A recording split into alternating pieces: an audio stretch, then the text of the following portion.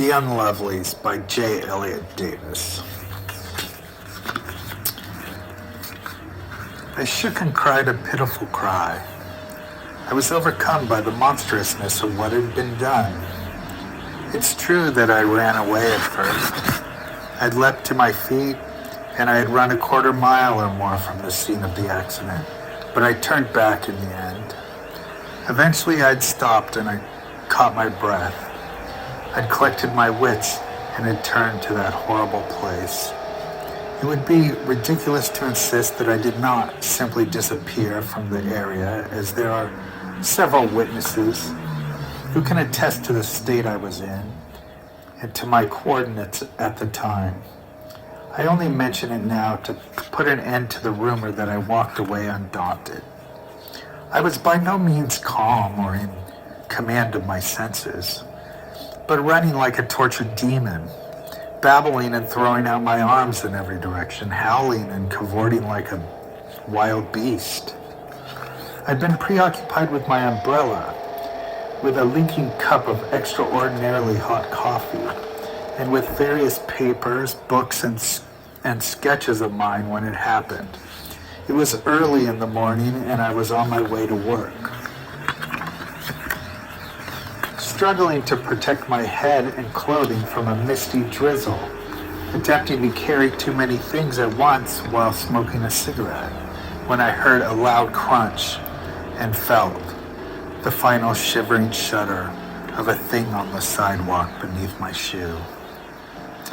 A slug or a snail, I thought. I slipped and nearly fell, burnt my wrist and cursed out loud. A gust of wind caused my umbrella to lurch violently sideways. More coffee spilled on my clothing, and I became very frustrated. Of course, I could have simply kept on moving. If I'd continued forward without looking back, which I definitely did not, although the prosecution will insist quite the contrary, and is in fact basing its entire argument against me on this single easily disproved detail, I might have avoided the entire nightmare. After all, I had assumed the thing crushed underfoot had been a bug, not flesh and blood, but hydraulics and armor, small and insignificant, a creature without a soul, a programmed micro-machine with no vision, no meaning, a pest, a robot.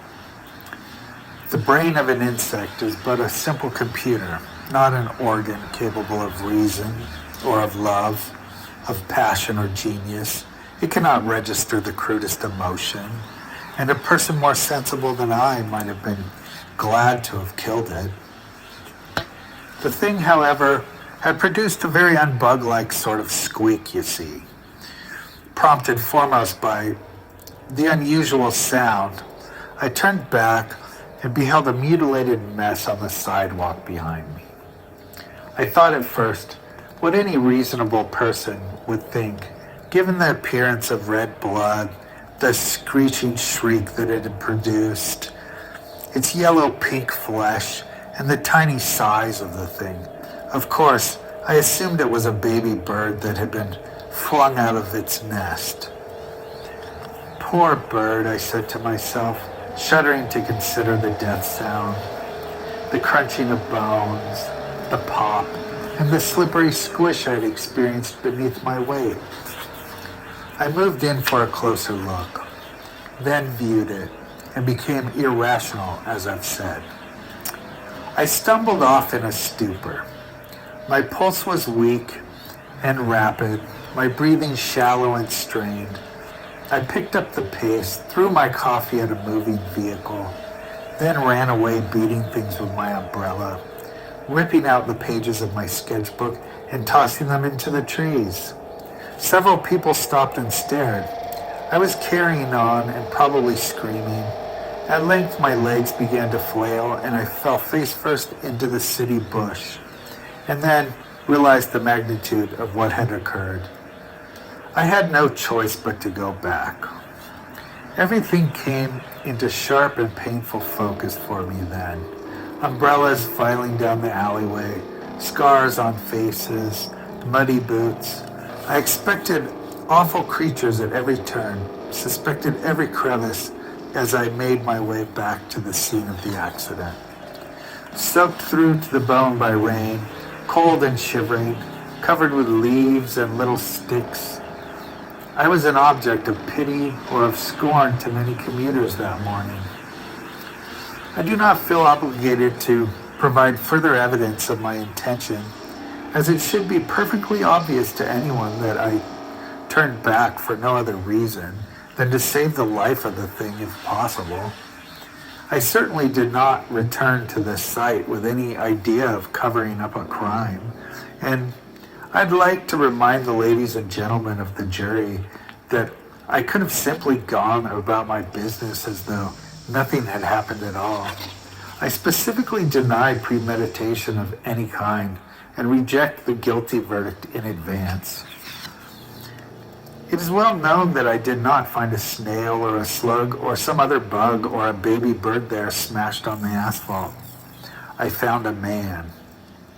Yet he'd been, in his adulthood, and fully grown, no larger than an average thumb of a real man. So he was more of a dwarf, really. The abundance of yellow fuzz or fur on his body, the coloration of his headgear, his roundish physique, and the deep and expressive lines in his forehead indicated to me that this Unlovely had been in its late 40s or early 50s at the moment of death. A crude weapon, a spear that had been fashioned from a sewing needle or perhaps from a safety pin, having at one end of it affixed the severed head of some insect or another, was near the body, along with a little red leather pouch that had probably contained some of his primitive tools, maps of the area, food scraps, tobacco, and other medicaments. He was clothed in a strap and a blue leather headdress. His beard and fine yellow fur provided him further protection against the elements. His neck was broken. His arms and legs were crushed and contorted so that he resembled a small crab or a large yellow spider. I tore a remaining page from my book, a still life that had depicted a block of wood and a bottle of wine, and attempted to gather his remains so as to give him a decent burial. I am not a monster, but the gale and the increasing rain inhibited progress. Eventually I gave up and stumbled back to my lonely apartment, leaving him there to the bugs and the rain and the birds and the cats. I lived less than a block away and was apparently followed. He was probably the leader. I meant to turn myself in, mind you, but it seemed that every morning I was running late. I don't usually miss a day of work for no reason, and my employer was immediately suspicious. Besides, it seemed I never had the time, lacked a dime or a quarter for the call, and there was also the question of credibility to consider. I'd been institutionalized twice already, by then for misdemeanor infractions, had regrettably called in more than my fair share of false alarms, and lived on the poor end of town in a halfway house by the freeway. Who would have taken the time to follow through with an investigation? Who would have taken me seriously, or have pretended, even for a moment, to believe a word of my fantastic report? In short, I neglected to inform the authorities. It didn't take long for the guilt and horror to overcome me utterly. My dreams were filled with colorless, disgusting little demons. I would awake in a cold sweat, turn on all the lights, smoke half a pack of cigarettes, take twice my prescribed dosage of medication with a massive bottle of wine, then collapse on the floor or slump over my easel before losing consciousness. Within a week, I could hear them moving about at night within the walls. I discovered evidence of their operations in and about the perimeter of my apartment. Little campfires made of matchsticks, thread hanging from the transom, So I captured a cat and held it hostage in my home. The fellow had always been very friendly to me, as I had once fed him some tuna through the window. He regularly appeared thereafter on the selfsame stoop for a handout, and I sometimes gave him a dish of milk, a piece of egg, or some cheese to eat. I'm not sure if Adolf, as I like to call him, due to his Hitlerian mustache, had an owner prior to his brief stay in my apartment, but he'd come equipped with a rhinestone flea collar bearing the name and address of a person several streets down, and he seemed especially well groomed and fed for an outdoor cat. I kept fresh lettuce, celery, and flour in his dish both day and night, poured wine or whiskey in his juice bowl when it had become encrusted, and the two of us became close friends. Of course, I soon gathered by his behavior that the beasts had concealed themselves in every corner of the house. He was constantly sniffing and howling at the walls, dashing to and fro and exerting himself greatly to escape. There would be a terrific scuffle in the closet, then the hissing and romping would continue in the hall, or under the sink, behind the couch, or in the bathroom beneath the tub. Yes, he leapt and carried on to such a degree that I felt my troubles must soon be over. I began to sleep again at night, found a better job, and had superficial conversations sometimes with imaginary friends. Adolf often purred and rubbed himself against my ankles. He was disposed to hurl his body at the door when I came near it. The cat did not confine these displays to a base and disgusting request for food or alcohol, and I appreciated his affection as he undoubtedly appreciated the strides that I had taken to make his life more comfortable in my apartment. I brought him feathers and rubber bands to play with. I fashioned a wiggling thing from an electric motor.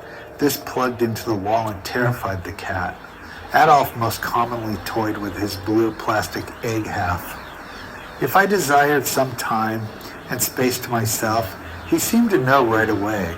He'd slowly stretch and howl very loudly, yawn or hiss, and go curl beneath the tub again. In fact, I sketched him there sleeping many times, began a series of watercolors with various props placed about him, and finished an oil painting that suggested an Egyptian theme and came off quite nicely. I sold this piece to a neighbor who'd seen it outside drying in the sun. Adolf was located in the bottom left-hand corner of the work. He was represented as a hieroglyph. I bought a bottle of wine with my earnings. I usually take the quiet streets to Anton's Deli and Liquor. I like to inspect the fruit berries and other things on my way. I made a purchase. Then I stopped at the cafe. The trash cans, however, were overflowing and it upset me. I thought I might see a friend or two, perhaps a total of 3, walking, talking, smiling, laughing, or merely sitting quietly in the sun with their muffins, cups, and cigarettes. I'd been in a fine mood at first, although alone, when, as I've said, I noticed filth hanging from the receptacle. This laziness on the part of the coffeehouse management eventually prompted me to complain. In any case, a line had formed at the register, so that it was by then impossible to reach the girl in charge. Although it was obviously not my responsibility to do so, I determined to resolve the problem myself. I thought I might prove a point and set the example in this way, but things turned out badly. Lifting the dome-shaped cover at once, I felt something wet on my fingertips and gave a quick shout. This attracted the attention of a neighboring table. Amidst the giggling gossip, I was able to remove the lid at length from a cylinder filled to overcapacity as trash clattered to the floor and fluid from a dozen cups or more splattered in every direction. Additional patrons turned their attention to my work. I became aware of a low murmur in the place. Nevertheless, I am not the manner of a man to stop halfway through a task under pressure. No, I simply ignored the swine, stuffed all fallen waste into the clear plastic bag, which had by then been skillfully removed from its container, whilst cursing them quietly. Lazy pigs, I said to myself. Driving home the last of the trash with my free right hand, I felt something scuttle up the back of my leg, and I screamed. It was a little man. I dropped the bag, and my work was undone. Trash poured forth, and all eyes were upon me. When I saw that dwarfs were literally swarming from the sack, I ran away from the place with my wine, thus narrowly escaping this trick. The incident set off a series of increasingly unfortunate events, and my nerves began to fray beneath the stress of it all. As I've said, I was relatively happy with my situation for a time. I'd seen my counselor and had found a better job, continued receiving assistance from the state, and had begun to sleep again at night. My luck, however, is bad. On my way out the door one morning, I was stopped in the hall by my landlord. He said there had been a noise complaint. I asked him what it had to do with me, and he accused me of loudness. I said there must have been some mistake, but the man is unreasonable. He is also rude. I find it extraordinarily difficult to control my temper with such individuals. In any case, he demanded, as is his way, to know what was then scratching at the door behind me. I listened carefully. I could hear them. When Adolf discovered the creatures there, he howled very loudly and hissed them away. The property owner then crossed his arms in front of his body in such a way that I was confined to a small area in the corner. He insisted that tenants to the left and to the right of my unit specifically had complained of just such a hullabaloo. I asked him why no one had said anything to me in that case. The man, ignoring my question and crushing in closer, told me there would be a considerable rent increase should I keep the cat. I asked him why. Again, he ignored my question and continued, if and when you move out, or something of that sort.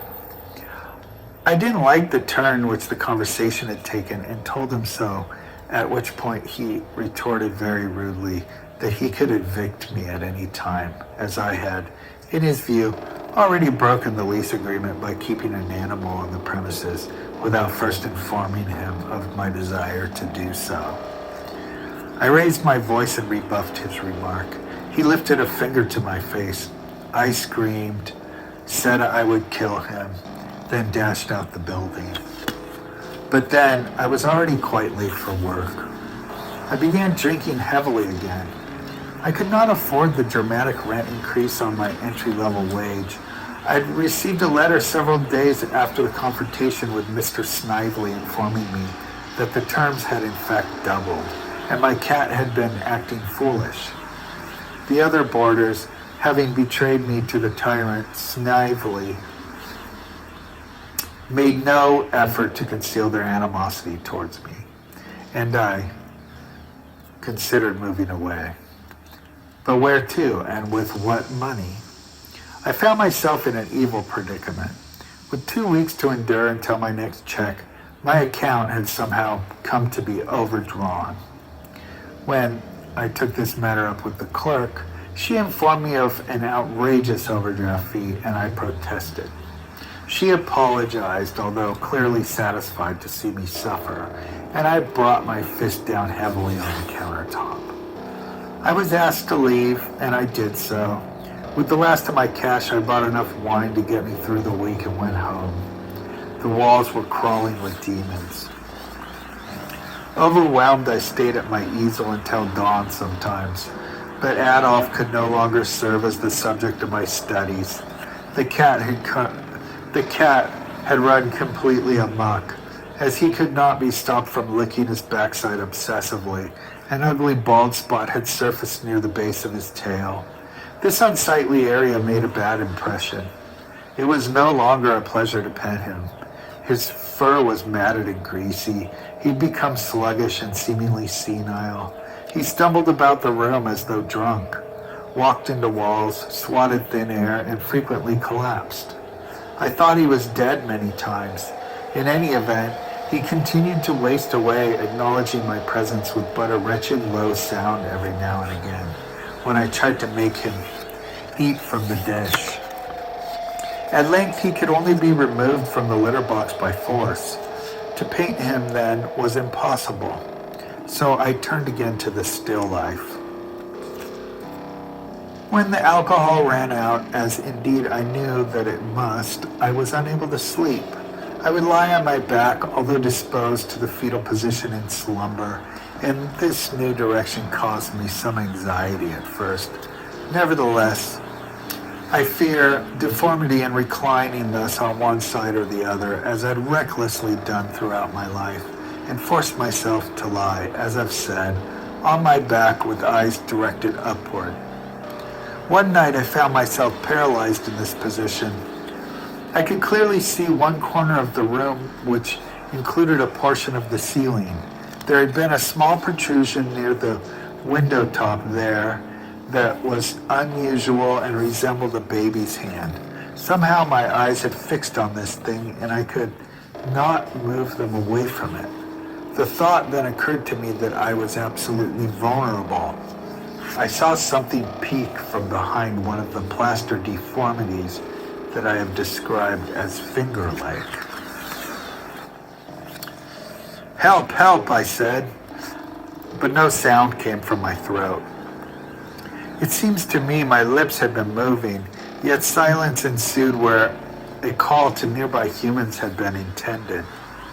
The little man then leapt from the top of the sill and disappeared entirely from my limited field of vision in the direction of my bed.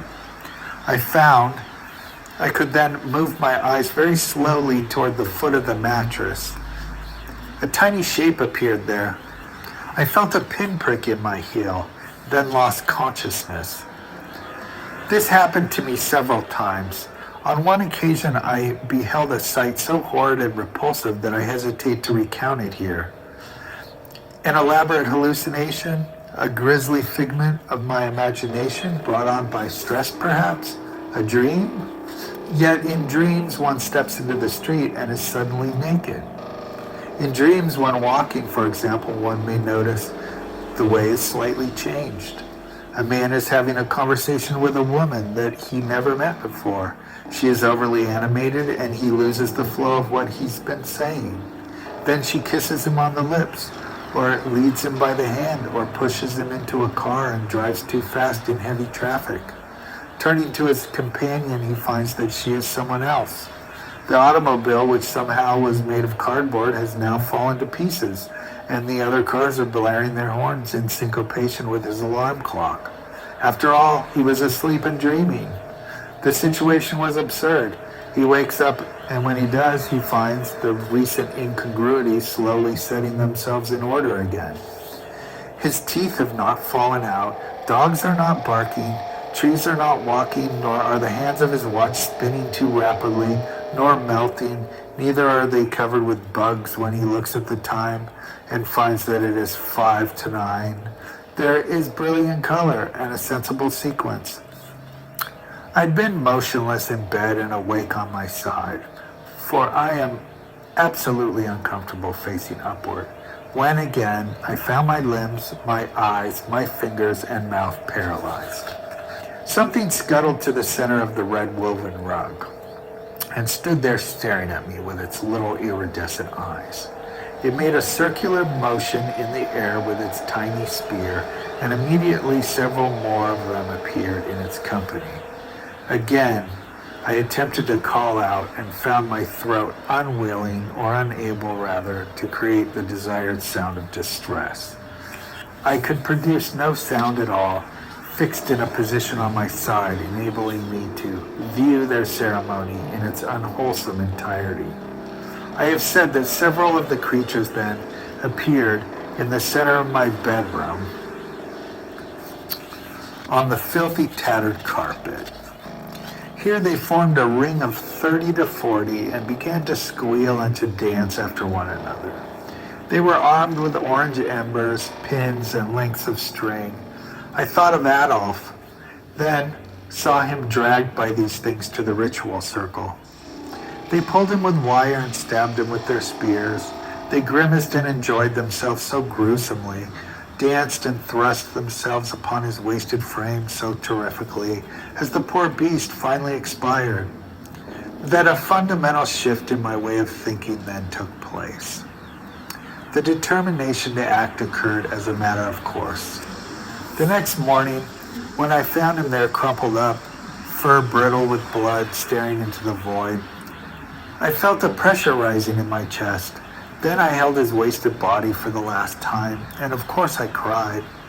But I couldn't stand to touch him then, and flung my friend against the window so that it was cracked by the velocity of his dead weight. He'd been wrapped entirely in their accursed string. I hung him by this bondage from a nail on the front door of my apartment and searched for a shoebox.